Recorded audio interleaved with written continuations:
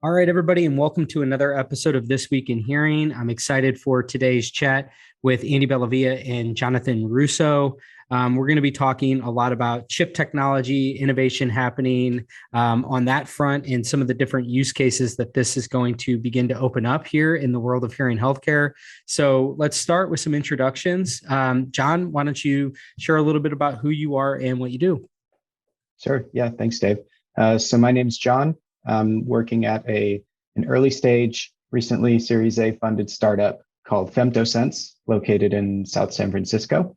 And we're all about bringing sort of more efficient, smaller form factor, edge AI to consumer devices, medical devices, and predominantly in the speech and audio space. Fantastic. And Andy, welcome back to the show. First time I think that you've been on since your new gig. So do you want to share a little bit about the new gig and what you're doing now? Yes, it is actually. You know, I had been so used to the pattern that comes with working at Knowles, I had to rethink the whole thing. This is the first time under my new role as founder of AuraFuturity. Really, the goal being to help innovators in the hearable and the hearing health space move the needle on what I think of as being the global pandemic of hearing loss through go-to-market and branding consultancy. So appreciate you having me on again. Absolutely. Okay, cool. So yeah, let's frame the conversation today.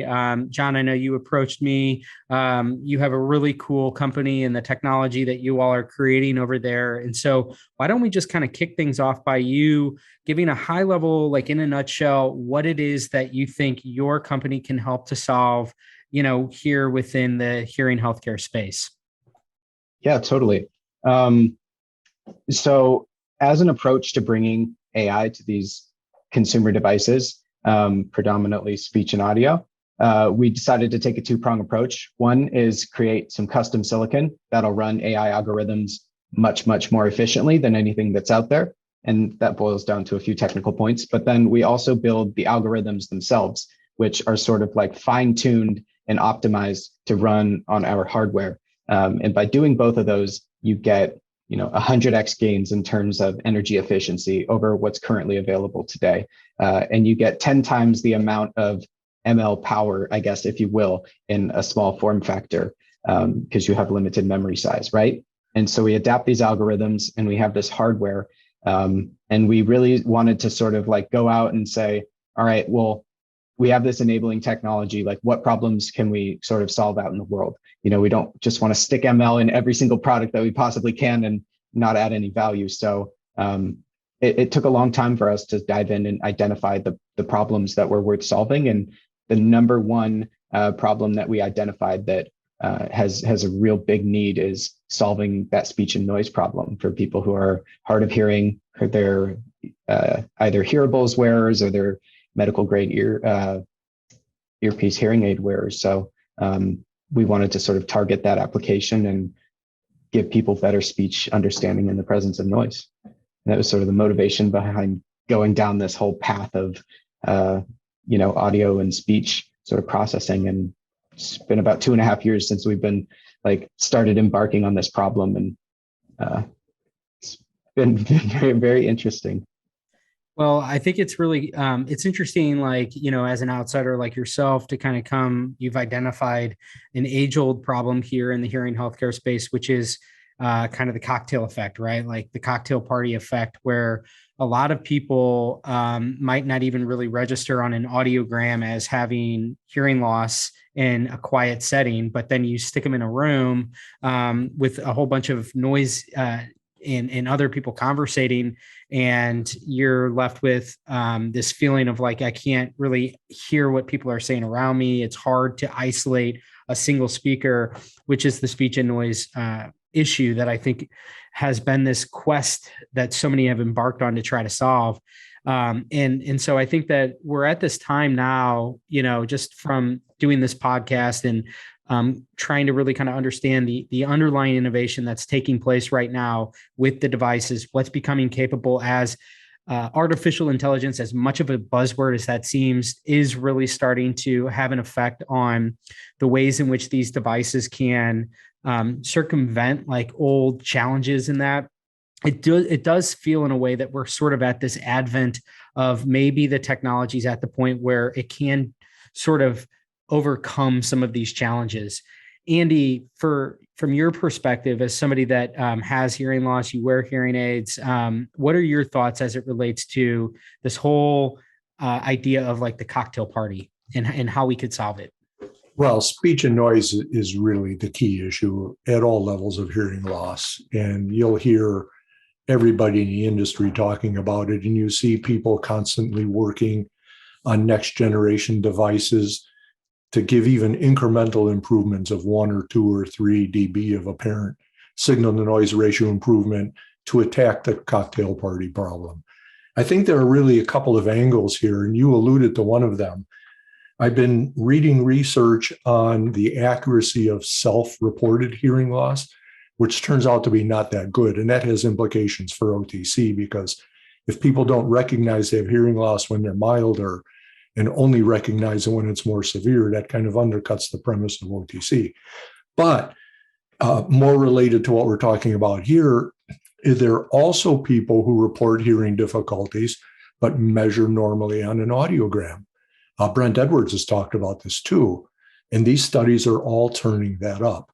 And so there is no hearing aid solution for a person like that.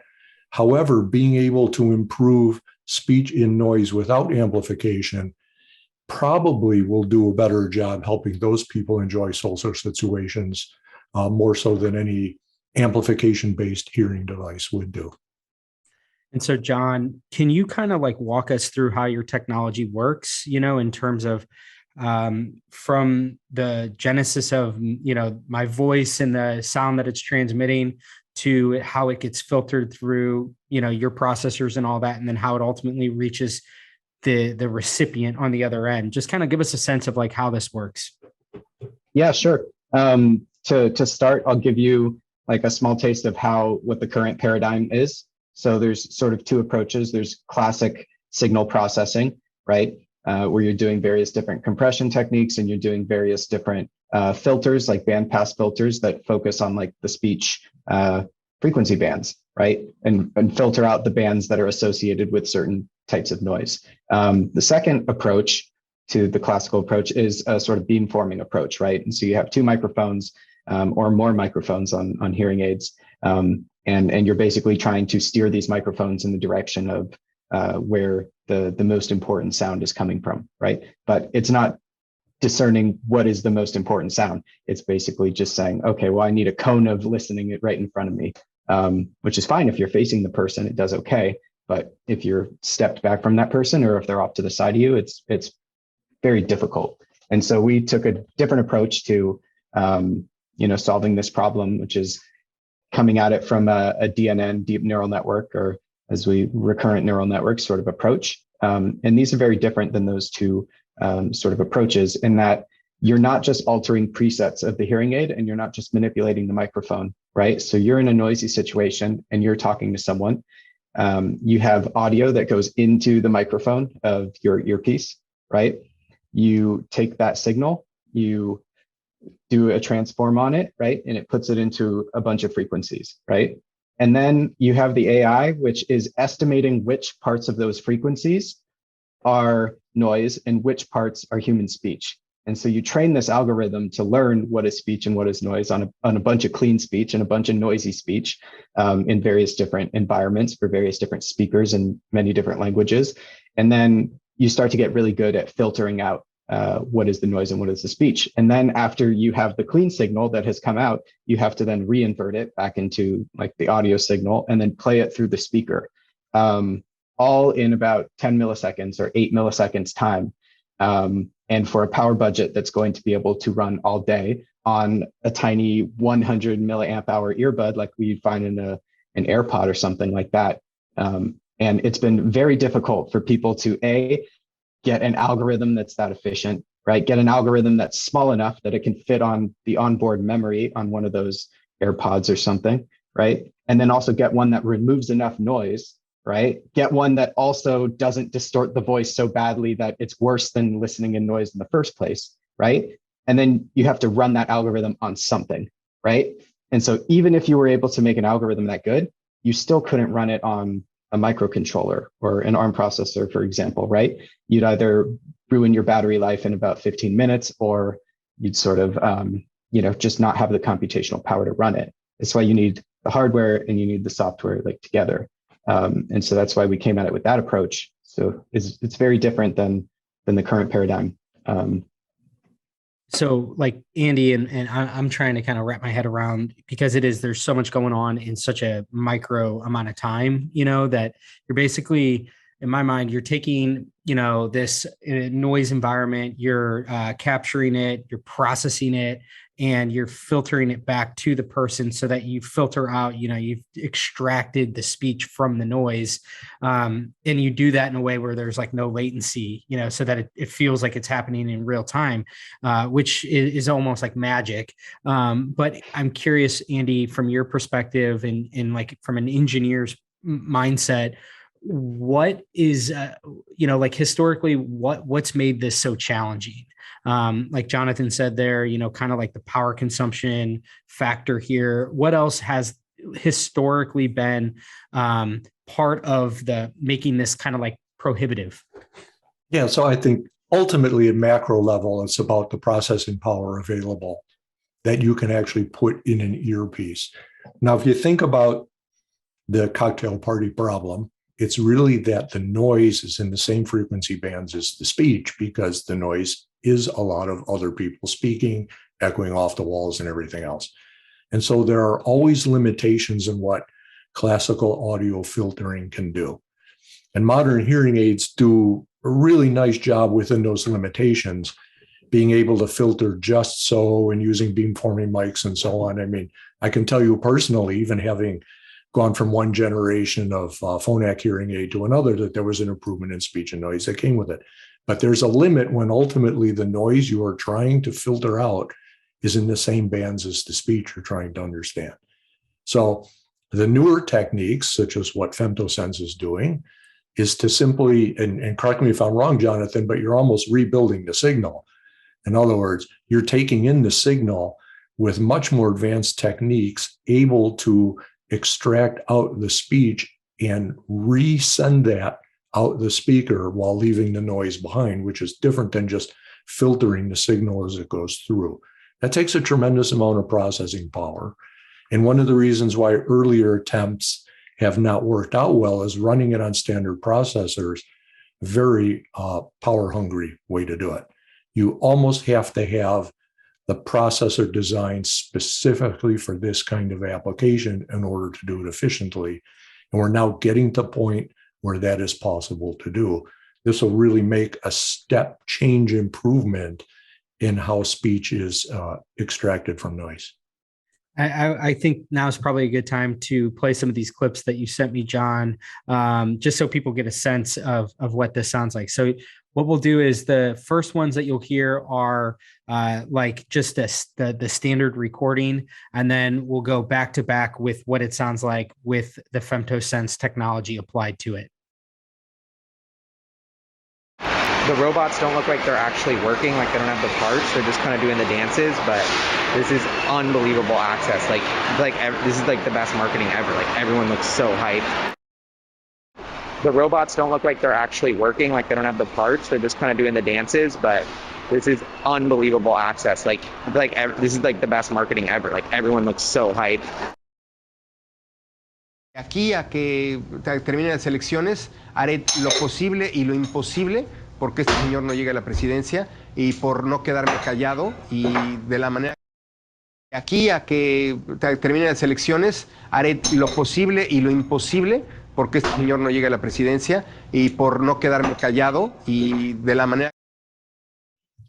So you guys probably heard in the clips, you have a sort of really noisy background situation in like a factory, and it does really good. It does a good job at removing the sort of like non-steady state background noise. But then you also heard a clip of like some glass clanking, right? Which can be really high frequency impulse sounds that could be very painful for hearing aid users, as you're probably aware. So reducing the intensity of those sounds while still allowing the user to be aware of their surroundings is like a really big plus point. So not only increasing the intelligibility of speech and noise, but just making hearing aids more comfortable in general.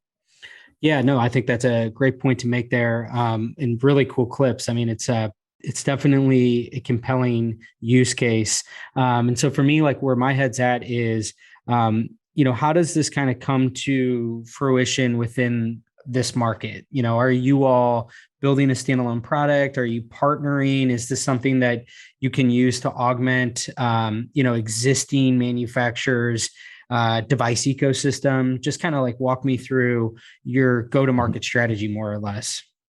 Yeah, definitely.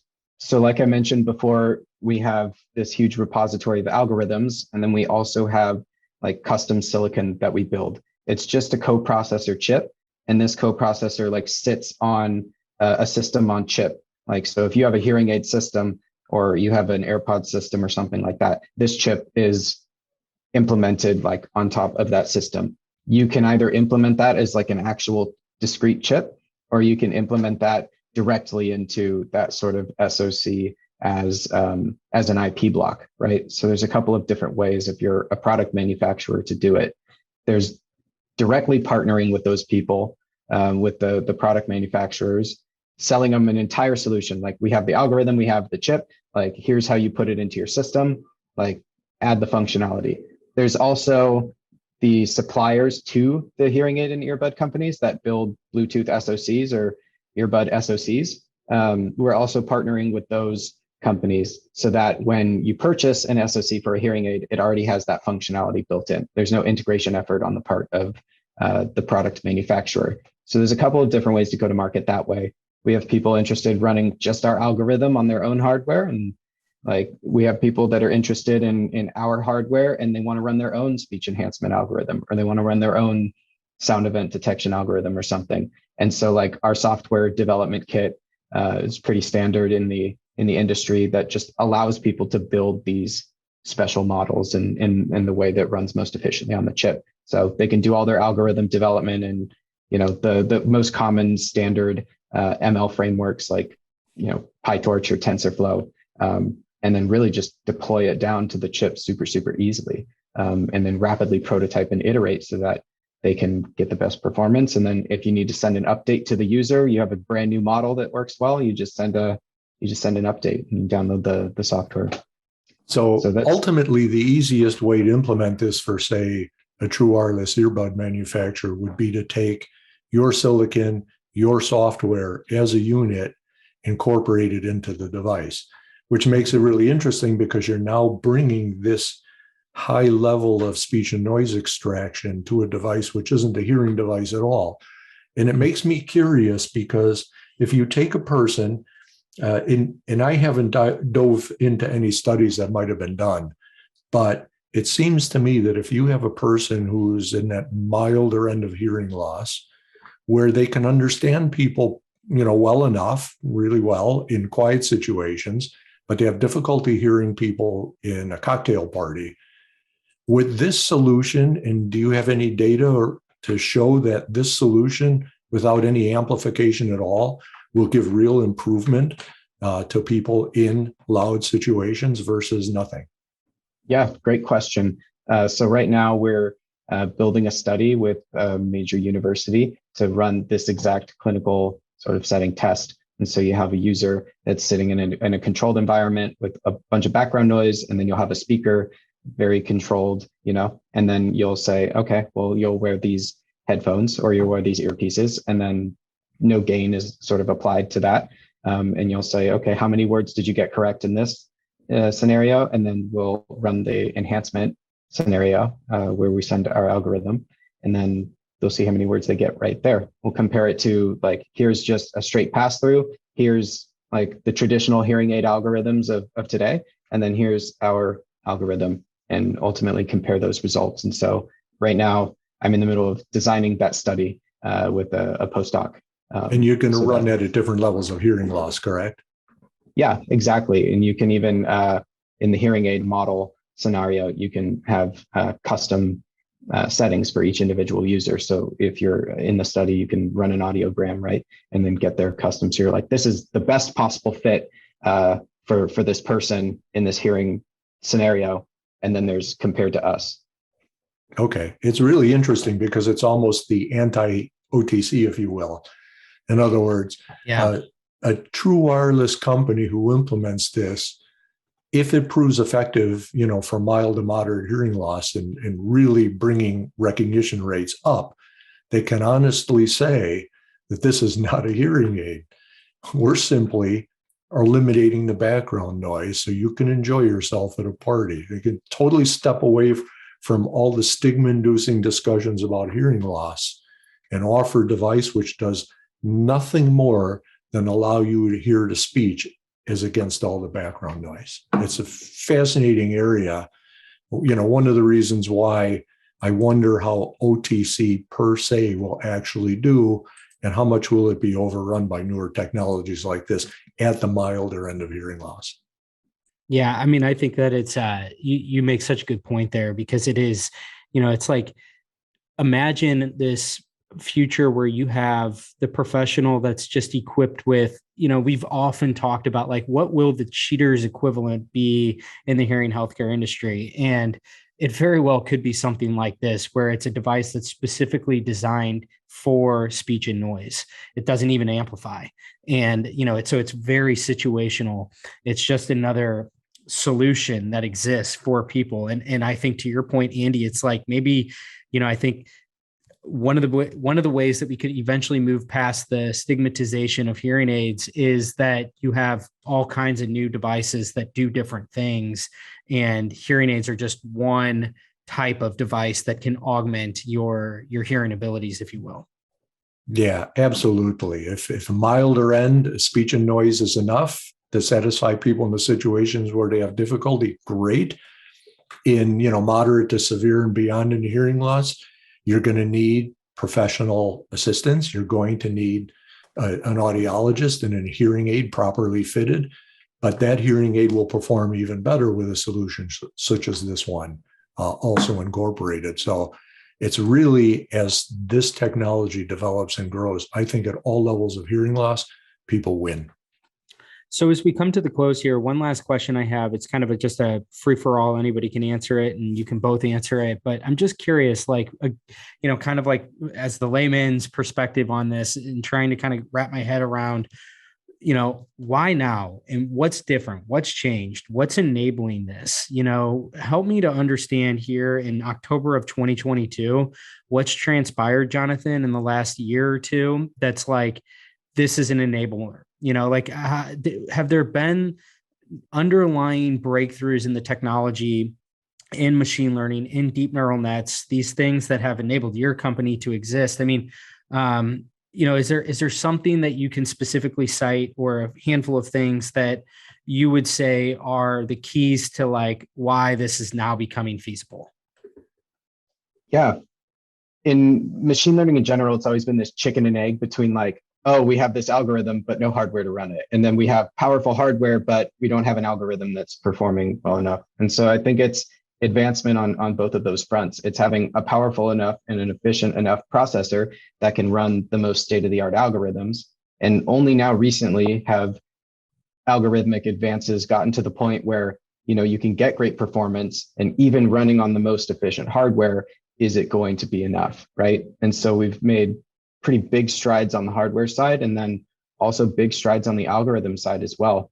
Like, not getting into too much technical detail, but when you really apply these tenets of sparsity, which we're all about, it's like, oh, well, now you don't have to do as many computations, right? You can get the same problem done with far fewer computations, and those computations that you do have to do, now you can do them more efficiently on the hardware.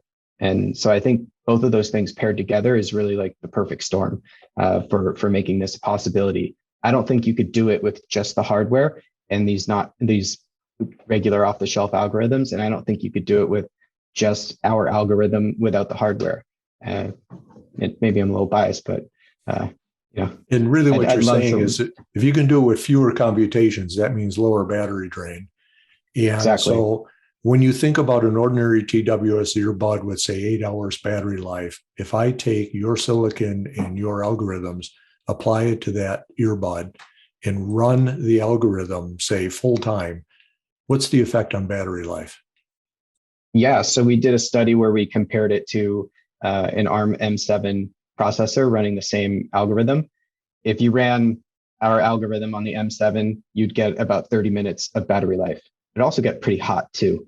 But and then if you took our algorithm and you ran it on our hardware, you're looking at multiple days of battery life, I guess. So you would be dominated by the speaker energy of the thing, right? You'd be dominated by the microphone energy. So hitting that benchmark of 8-hour or 10-hour battery life for someone who wants to wear these all day is very, very attainable. So meaning it's a very, very small percentage of the total power budget of everything else running on the earbud, and I wouldn't really notice a life reduction running your complete package on an earbud. Okay. Exactly. And to your point about reducing the number of computations, yeah, you can drive the power way down, or all of that free time that you're not spent doing computation on the chip, you can now run other things on top of it, right? So if you want to identify whether or not I was heavy breathing, or I had, how many coughs did I have throughout the day, right? How many sighs did I have?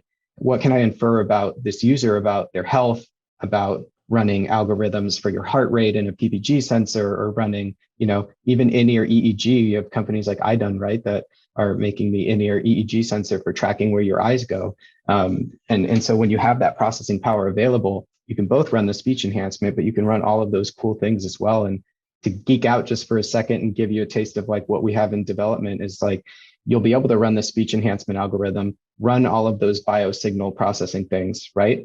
And then the outputs of those biosignal processing things can be used to like get you this total health score, right? And then inform these higher level models about what behaviors and changes you can make in your life. And you can even go as far as like mute certain sounds. If you train the algorithm to learn like, oh, this is baby crying, you can go to the app on your phone and be like, I want to hear baby crying and I want to hear this, but I don't want to hear glass breaking because that hurts. And I don't want to hear TV in the background. And, I don't want to hear my dog. I don't want to hear my son. So it's really cool what you can do. And you're really limited by your imagination and your ability to create these algorithms. The processing power is there. The tools are there. It's just open up for the engineers to really come up with like, what can they do?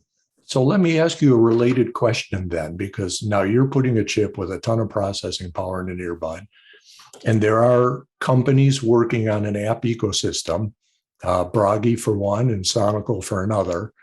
And I'm kind of going back to the article I wrote for World Hearing Day, where I supposed in the end that when hearables have a true app store, then you're going to be able to load all these different apps in, whether on subscription basis or what have you, including amplification amps you get from third parties, which is going to short circuit the OTC.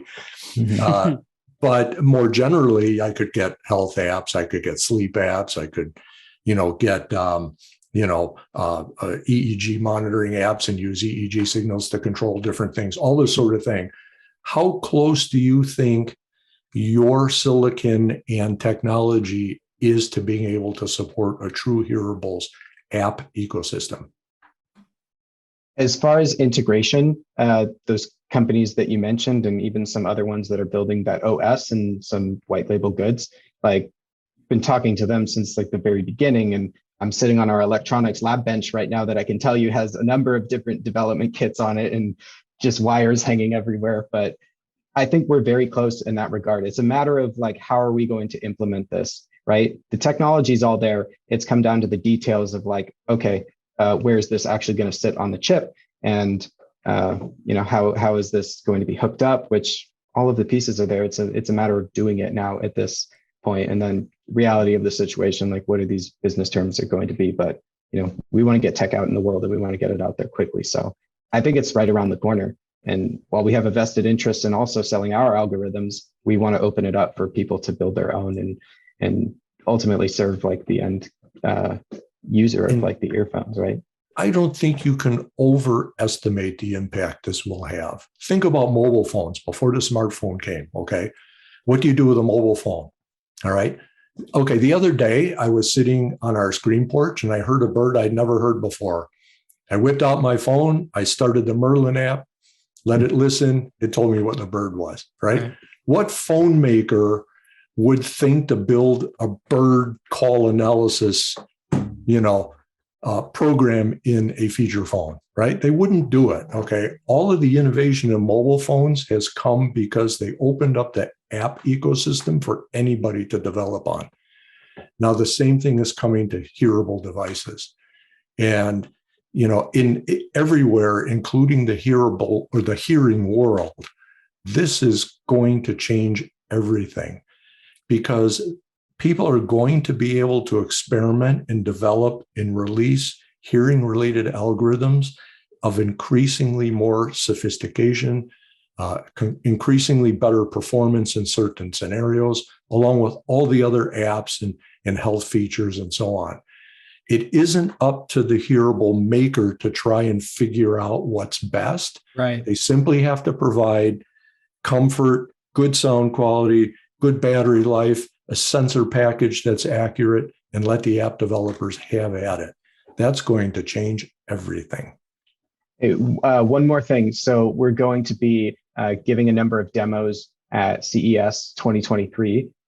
So come and stop by our booth, and then you can always come by our suite, and we'll have a bunch of demos going up there as well. But if you want to hear this sort of speech enhancement live in person on the show floor with all this background noise going, definitely come by and see Femtosense. I don't know which booth we are yet, but I'm sure you can be able to find it on there. Okay, awesome. Well, thank you so much, Jonathan. Andy, great to have you on. First time being here as AuraFuturity. Looking forward to seeing you at Audacity in a few weeks. And Jonathan, I'm sure this won't be the last time you're on the show as well. So with that, everybody, thanks for tuning in here to the end, and we will chat with you next time. Cheers.